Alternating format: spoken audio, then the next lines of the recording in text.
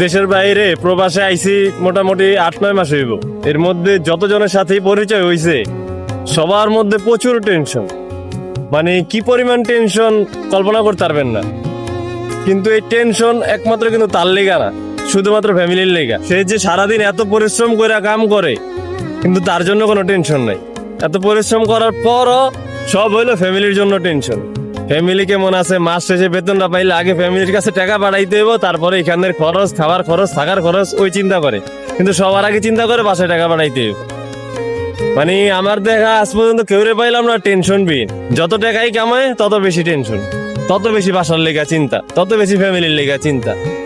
এটাই হয়তো প্রতিটা প্রবাসীর জীবন। এটা করতে করতেই জীবন একসময় শেষ।